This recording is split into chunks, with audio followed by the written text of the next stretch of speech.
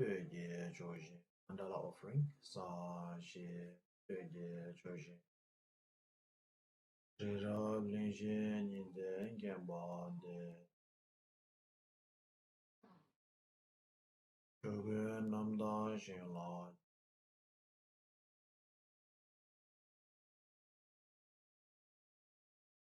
Daya.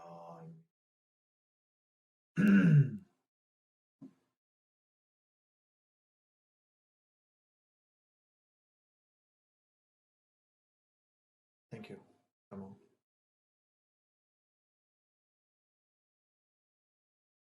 Hmm? So,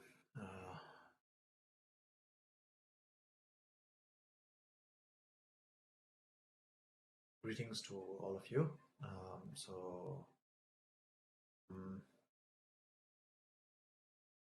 last week we covered the topic of Recording has started.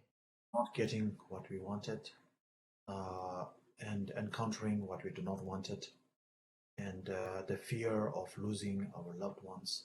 So these three types of suffering we covered last week. And then we had some time to contemplate. I hope all of us have had some time to contemplate on that as well. And today, so that was actually part of the human being, the sufferings that the human beings endure. And now today we will start from the sufferings that so human being is one of the three higher realms. You know, there's a three higher realm and the three lower realms, and the human being is one of them. And after the human beings, there comes the asuras or the demigods, and after that is the gods. So today we will cover the sufferings that is endured by the demigods and the gods.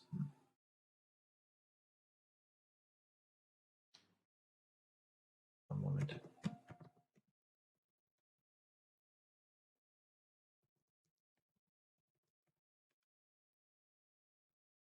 Okay, so so we are basically covering the sufferings that is endured by samsaric beings. So the lower beings, such as the hell being and the hungry ghost and the animal realm, that is quite evident. That is quite obvious. So we don't have to. I mean, we did cover that, but you know, it's quite obvious.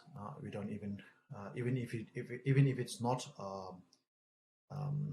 taught by the Buddha, we can still understand it, how difficult the life would be.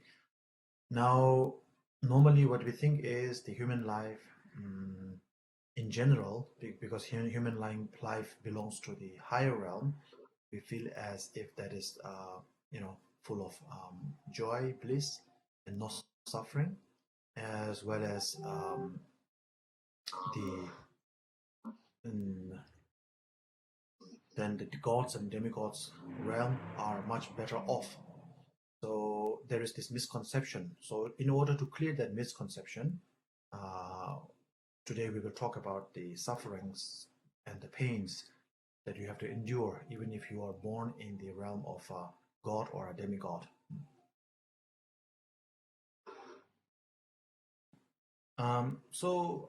Of the three higher realms, the lowest of the three higher realms comes the human realm, and above that is the demigod's realm, and above that is the god's realm.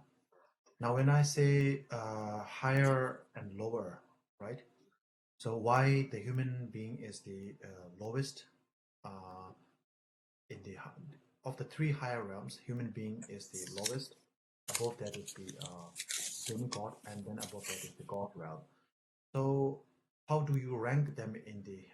How do you rank the hierarchy? So why is the human being lowest, and then you know the demigod the second, and then God is the highest? So it all depends on the when we say high and low, we are talking about the power. We are talking about the power of the karmic force that actually the karmic force that actually pushed us to be born as a human being, or to be born as a demigod, as to be born as a god. So it depends on the force of the karmic force, the power of the karmic force. So so when you accumulated a huge amount of merit, so the more merit you have, there is more chance of you getting for being born in the realm of in the God's realm, and with the lower than that, you're born in the demigod, and with the lowest sort of merit that you have accumulated, you will be born in the human realm. Oh yeah. So when I say so when we talk about the karmic connection, the karmic force. I'm sorry, the karmic force. The strongest, or the largest karmic force actually pushes you to be born in the God realm, and then the less karmic force, it will be, you're born in the demigod, and then in the human realm, like that. And because of that, the human being is ranked as the lowest. Now there's a twist. You have to understand a few things here. The thing is, so there are certain types of merits that you accumulate in order to be born as a god, in order to be born as a demigod, or in order to be born as a human being. So even though all the higher realms are the result of the meritorious deed, of virtuous action, positive action, and even though the human realm is considered the lowest of the three higher realms, it is still considered the best sort of option, or best vehicle to get to enlightenment. So if you want to enjoy samsara for 1,000 or 2,000 or whatever thousands of years, and then come back to samsara, come back to hell life, or to come back to suffering, then of course other the life of the demigods and the gods are favorable. But if you want to be completely free from samsara, then human beings' life is the best. Even not because that is the most pleasant life, but because it actually has the best of both sides. In the human life, you suffer a lot, and in the human life, you enjoy a lot. So pleasure and pain and pleasure are mixed in the human life. So therefore, you can see in the human life, you get to understand what it feels to be happy, and also what it feels to be unhappy, much more than in the demigod or the god realm. In the god and demigod realm, even though there are moments of unhappiness, but majority of their lifetime was spent lavishly and in vain. So therefore, for a Dharma practitioner, human life is the best one. But if you are thinking about staying in samsara forever, then of course we should strive towards getting to be born in the god realm or the demigod's realm. So now we'll start the actual teaching. So the asuras are considered, they are called the demigods. So they are not as powerful as the gods. Even though it's like they physically they are more powerful than the gods, and actually physically they're bigger than the gods. but they can never defeat the gods in their fight. Of course, they win small. They win small battles here and there, but the war between the gods and the demigods, or the asuras, the demigods. So when the war broke, the asuras can never defeat the gods in the war, even though they have small, they win small fights here and there, but they can never win the war. And between the asuras and the god, the demigods and the gods, they always fight, because the demigods are always envious of what the gods has, even though the demigods are much more powerful than the gods, and they have similar positions like the gods.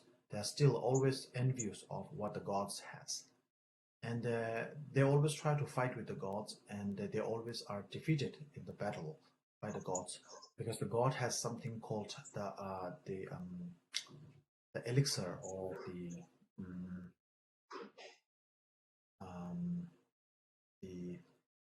the elixir, which is like the nectar, which actually can revive their lives.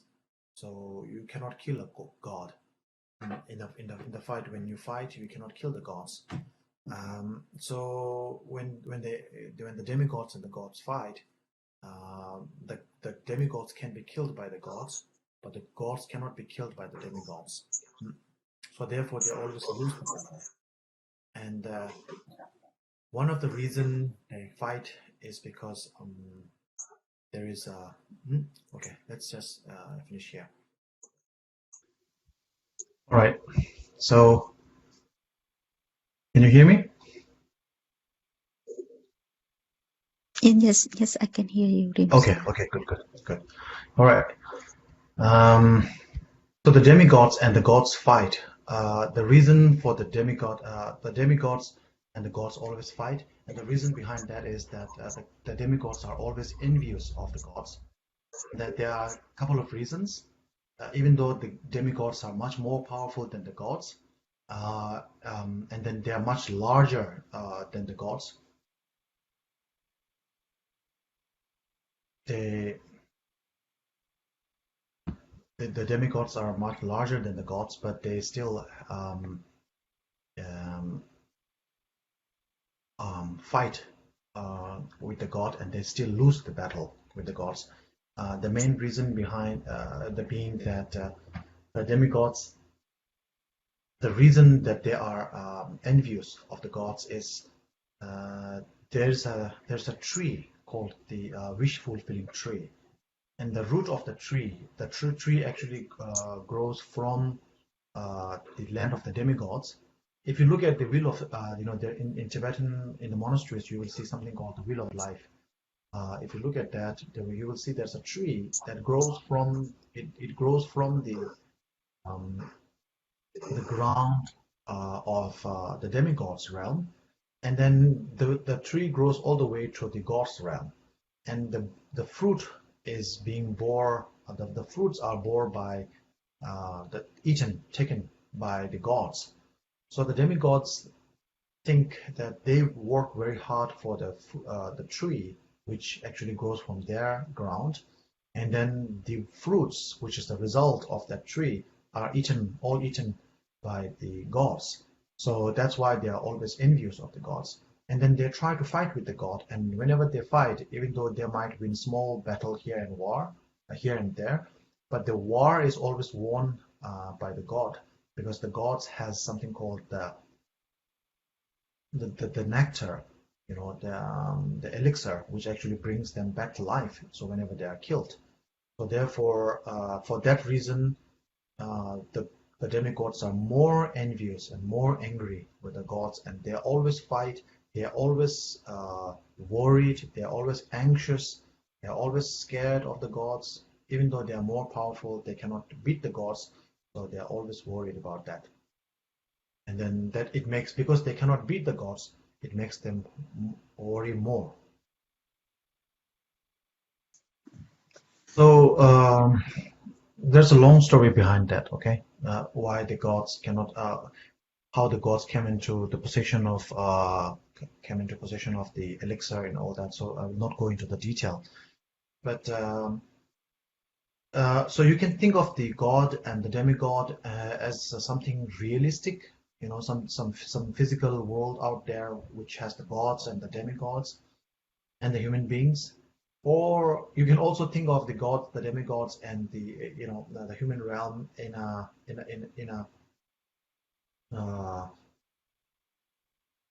metaphorical way. Not as a like even in our day-to-day world, we have the kind of people who are like extremely wealthy, extremely rich, extremely powerful. They can do just anything and nobody can touch them. And then there are the kind of people who are in the between, and then there are the people who are, really below that. The three kind of types of people. And the demigods actually, I was thinking, the demigods are kind of the people who are struggling in between, who are really working hard, who, and kind of trying to, achieve something, but then they are always stuck in the between, in the middle, due to all the powerful obstacles that they meet on the way. And so therefore, so metaphorically, you can think of the demigods as someone who are working very hard, but still, whenever their hard works never pay off. No matter how hard they work, they never get the recognition and the result that they're seeking. Instead, those people who are high in power, or maybe extremely rich, then they have no issue. Like even if they are sick, they go to the best hospital to treat themselves. And if they have some problem, they can just sort it out with the money and the power they have. So that kind of thing. Similarly, the gods has that kind of privilege over the demigods, and the same goes with the human beings are something in between. Not in between in the sense that the human beings are too weak to fight with the gods or the demigods. So because of that, the human beings are not seen as a threat by the gods or the demigods. And because of that, the human beings are able to witness the weaknesses and the strength of both gods and the demigods, and also the lower realms. And so therefore, we have the advantage to understand, to experience both worlds, the good and the bad. So therefore, the humans do have that privilege over its higher ranking realms, such as the gods and the demigods realm. So no, I will not read into the details of what the asuras, the demigods, are like. But as I explained earlier, this is the nature of the demigods. So they always remain in fear of the gods because they don't like the gods. They hate the gods. Even though they are much more powerful, they cannot defeat the gods, and therefore they always remain worried and stressed out. And but still the envy within them does not die out, and they're always envious about the power of the gods, and so therefore they are always they always want to fight with the god, but they cannot win over, so they lose, and then they keep doing this all over. But due to their previous positive karma, they are born as the asuras, the demigods. So they are actually much stronger than the gods. And so usually, like when they fight with one individual gods, they can actually beat the gods. But when they are in the battle with the gods, the god and the demigods fight in the battle, then they lose out. And they also have, they also possess a great amount of wealth, and so they're very powerful, very wealthy, and all that. So even though they are much more powerful, but they're still, have to. They are more powerful, but when they fight with the gods, they lose. And then so they go back to zero. They go back to square one. So they always keep losing like that.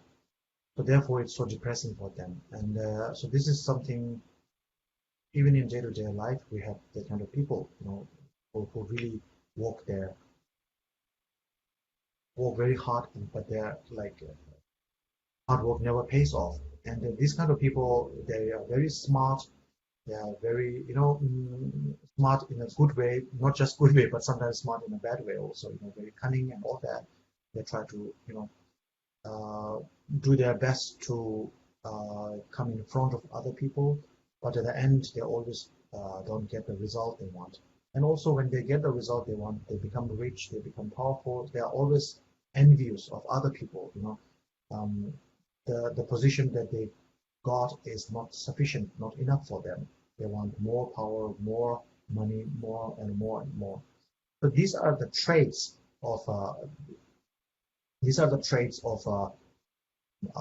demigod, actually. Yeah. So if you think of demigod as a physically realistic existence, then there is the demigod outside world. But also you can think of metaphorically, you can think of demigods as people who are never um, satisfied, always wanting more and more and more power, more money, more followers, more fans, more, like that. So these are the traits of an asura. So asura does not necessarily have to be someone outside of this world. It can be in this, it does not have to be outside of this world.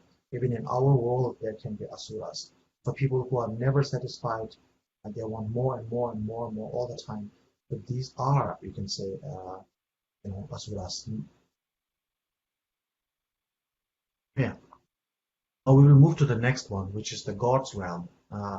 So we will not read through the whole book, but for the God, as I said, the God is the most meritorious one.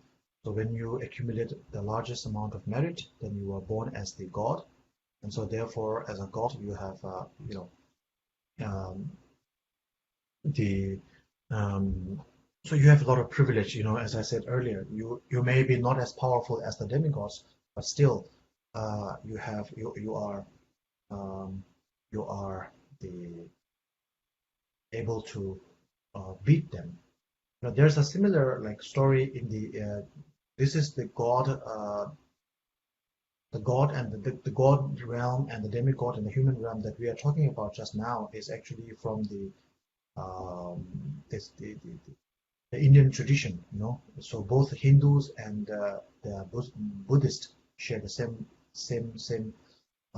idea. And this is actually has some similarities with the mythology, the Nordic mythology, the mythology of the Norse gods. The Norse are actually from the countries like the Scandinavia country. It's in Europe, like Norway, Sweden, Denmark, and Finland. So these countries are called Scandinavian countries. So they actually are descendants from the Norse, and then they believe in their belief. In their belief, there are the Norse gods, and I think some of the youngsters know about like there's there's in the there's a movie called The Avengers where you have the Thor and many gods like that. So these actually come from the Norse mythology.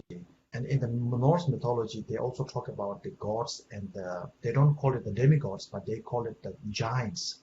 And the giants are regarded as the old gods, and the gods are the new gods. So in the earlier time, people used to revere and worship the giants. The giants are actually, giant means very large people. So they worship the giants, and then later they started worshiping the gods. The gods are the new the new idols that human beings started worshiping. And even though the gods are much the demigods or the giants in the Greek in Norse mythology, even though they are much more powerful, they're kind of like cheated or duped by the gods, and then they lost the war, and then they were waiting.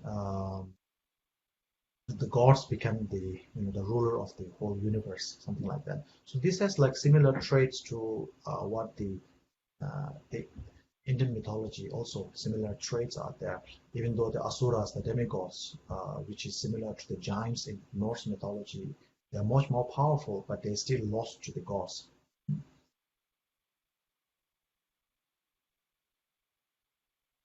So now we will not talk about the positive sides, positive qualities of the god much, because we already know the human beings are the human beings belong to the higher realm. Of the three within the three higher realms, there are three stratas, three rings, and the human beings are the lowest, and then asuras, then the gods. So we already know how powerful the gods are, how cunning and smart the gods are, and all that. Now we will talk about the negative side. So what happens is, so the gods live very long life. I think we covered that last time.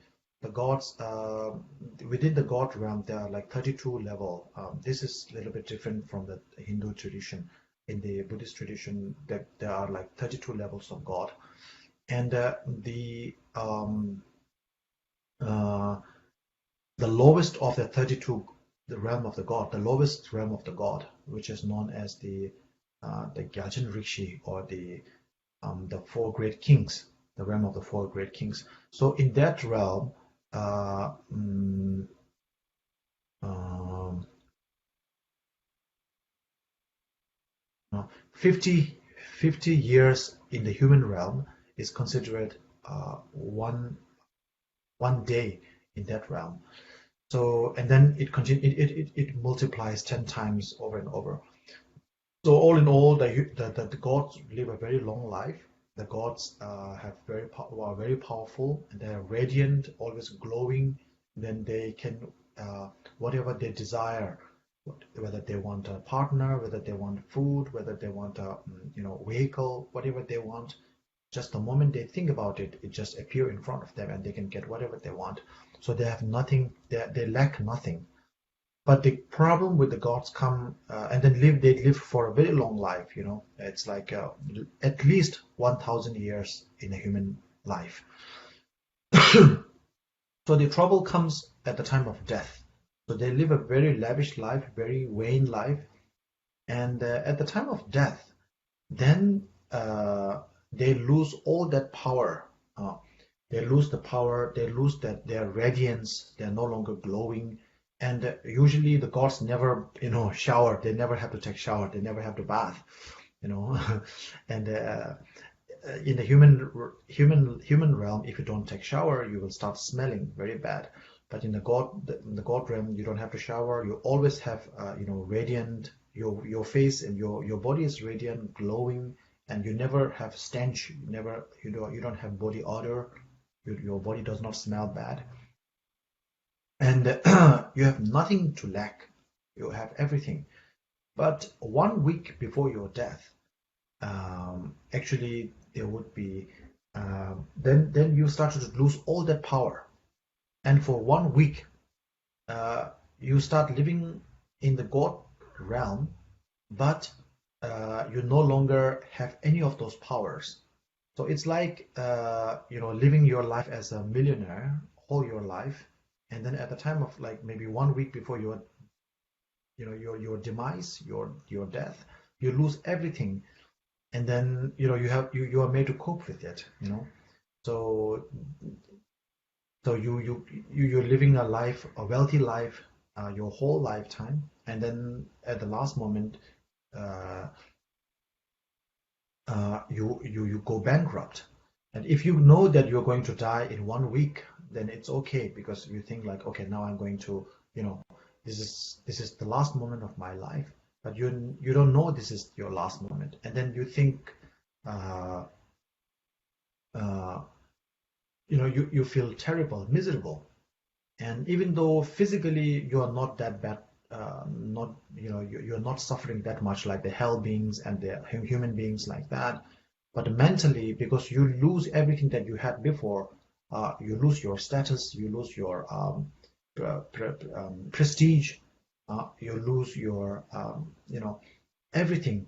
So because of that, because you have never lost something like that in your whole life, so the moment you lose these things, you cannot stand it, and then you started to despair, and then you start that depression, and all these things comes out.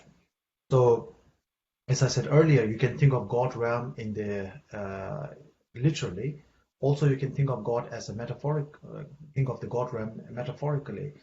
So when the time, the last moment comes, the gods go through very depressing moment, and even in today's world, depression is something that is experienced in the developed and developing nations. If you go to the very, very poor, sort of like very remote area, very poor sort of countryside, even though people, they may face difficulty in getting food, or the physical difficulty is there, but people don't go through depression because, maybe one of the reason maybe because they were already like familiar with, used to going through so much hardship already. But in the developed countries and in the developing, um, advancingly developing countries, the people have already seen a lot of good things, and or seeing some good things, some changes have been experienced, and then when they lose that thing, they go into depression because even though they're physically they can cope with it, mentally you are unable to cope with that. So that tension between your physicality and the mentality, uh, when the tension is being tightened, then you started to get depressed.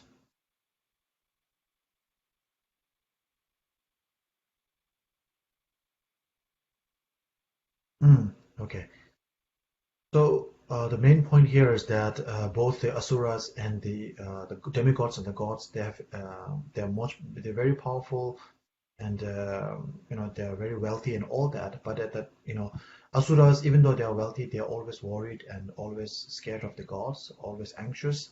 Anxiety is there. And with the gods, even though they spend a whole lifetime, which is like at least thousands of years in the human life, they spend a very good life. But at the time of death, like 1 week before their time of death, they go through a tremendous um, tragic moment mentally, and it is said that that tragic moment, that mental depression that they go through at the time 1 week before their death, is actually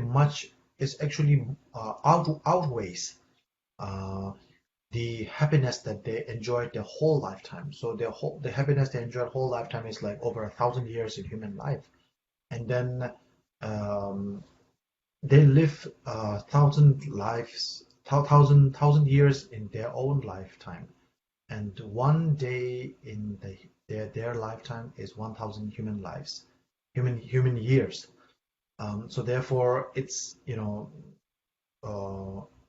they live very long, but the time of the week before they die is very short in general, but for them it is very long.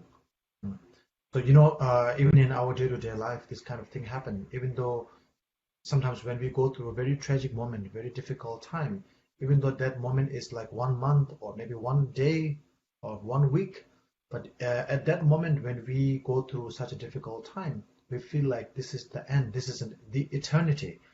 So, something similar goes with the gods as well. So the main point here is that whether you are born in the human realm, whether you are born in the demigod or the god realm, which is considered uh, higher realm in comparison with the animal realm, hungry ghost realm, and the hell realm, which is considered the lower realm. But still, this is not the perfect life. That is not the perfect realm. You still have to endure a lot of pain and suffering, even if you're born in the so-called higher realm. So therefore, the main point here is that, I will read one line here. So the main point here is that I'm going to page number I'm going to page number 94 and read from the fourth paragraph. So the main point here is that no matter where you are born, as long as you are in samsara, there will always be suffering. So I will read from the paragraph number 4, which is from the Sutra of Sublime Dharma of Clear Recollections. It says, beings, sentient beings in hell suffer from the hellfire. So hell beings are suffering. Pretas suffer from hunger and thirst. Hungry ghosts are suffering. Animals suffer from being eaten by each other. Animals are suffering. That's the 3 lower realms. Now, humans suffer from having a short life. The humans, the higher, out of the 3 higher realms, the human beings suffer. Asuras, the demigods, suffer from wars and quarrels. And the gods suffer from their own mindlessness. So their own mindlessness, meaning even though the gods are have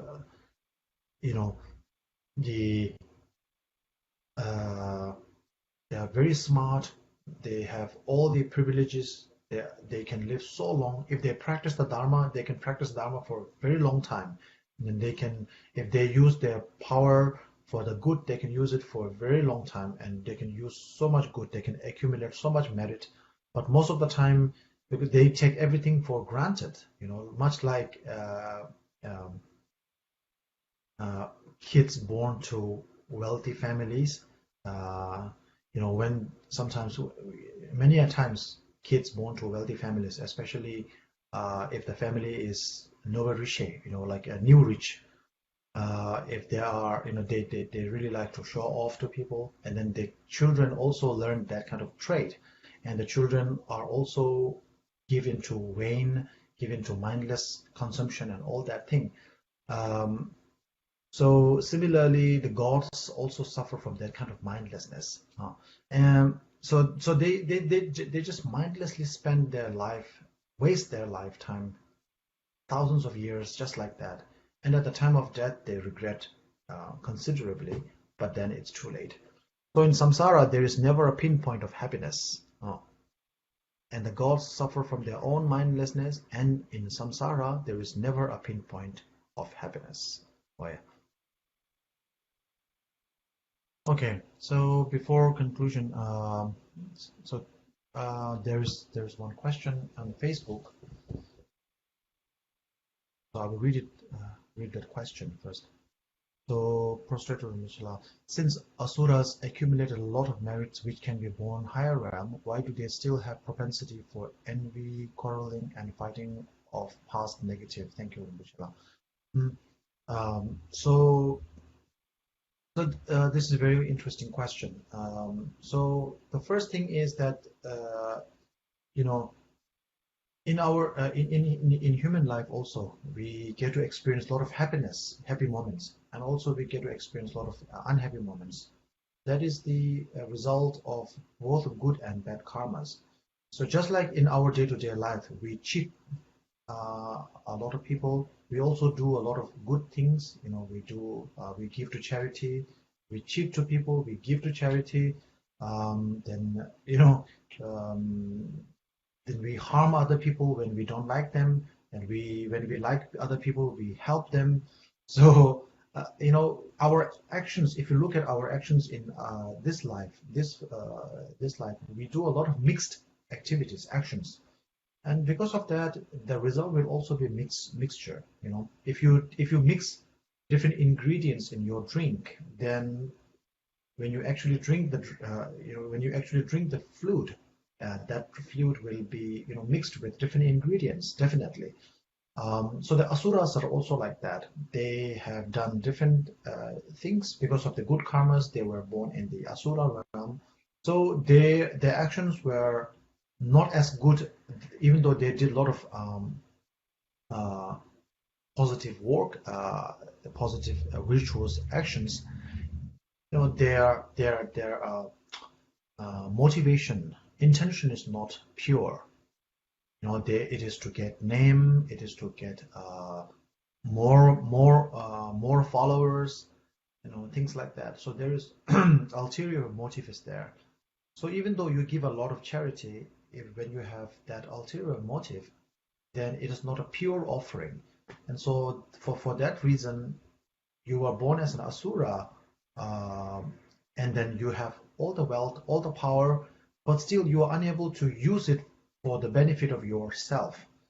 It is not, even though you have a lot of wealth and a lot of power, it is of no use to you, because whatever all the power that you have actually becomes something that drags you down. So that is one of the main reason why asuras, even though they are as powerful as they are, they still have the jealousy and all that. And another reason is, maybe I'll just very shortly say, we talk about cause and conditions, right? Cause and effect, cause and effect. Yeah, there's a cause and then there's the effect. Within the effect, there are many different kind of effects.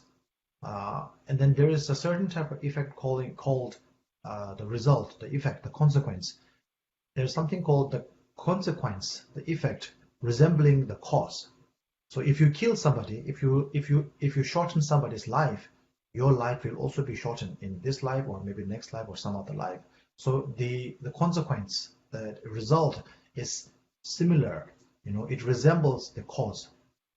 And within that category, within that effect resembling the cause, there are two categories: the effect or the consequence resembling the if the result or the consequence resembling the cause experientially, in experience, and then the cause, the effect or the result, the consequence resembling the cause in performance.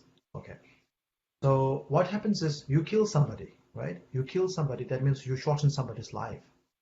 So you also have a similar result. Maybe your life will be shortened, there will be harm in your life, you will be killed by somebody like that. That is the effect or the result or the consequence similar, resembling the cause in experience. You kill somebody, you shorten somebody's life, so you also experience shortage of life. Another thing, usually we talk about this more, right? That if you kill somebody, you will also die soon, so that is a bad thing. That is a bad thing. But there is something worse than that, which is not talked about, which is not discussed much in our common talk, and that is the effect similar, resembling the cause in performance. So you kill somebody, you shorten somebody, you shorten somebody's life, you experience shortage of your own life and all that. That is bad. But worse than that is you become prone to killing. Because you killed last time, you develop the excitement to kill more. So if you cheated last time and you got lucky and were successful with your lie, then it happens to us a lot, right? We lie to somebody and then we are successful in our lying, and then we feel like, okay, we are very successful, and we keep lying more and more. That's how professional thieves are born, right? I mean, are made. Like you steal from somebody, you are successful, nobody catches you, or if you are caught, you are let off very easily. You make a very good robbery, so then you try to steal more and more and more, and then you become a professional thief. So the effect, the consequence resembling the cause in experience, shortening your own life, the consequence resembling the cause in performance. You killed before, now you want to kill more. You stole before, now you want to steal more. You lied before, now you want to lie more because you are successful in lying. So this is, of the two, these two consequences, the later is much more extreme. The latter is much more tragic, because it leads you to that constant cycle of killing and killing more. You kill other people, your life is shortened. Then because you kill people, you want to kill more. You want to kill more. You kill people, and then your life is shortened more and more and more. And then you are in this, uh, cyclic existence. You end up, going round and round and round in this samsara. So that is more dangerous.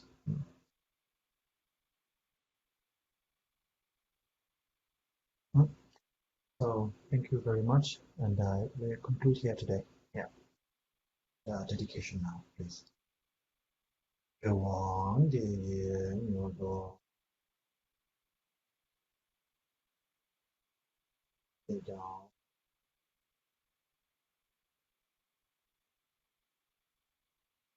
长着人着的吧那啊娘吧，我呢共同陪我，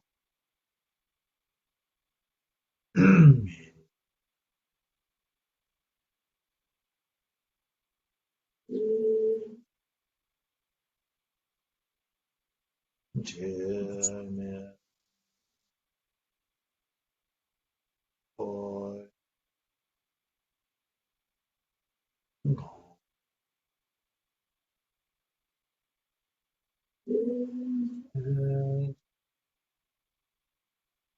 老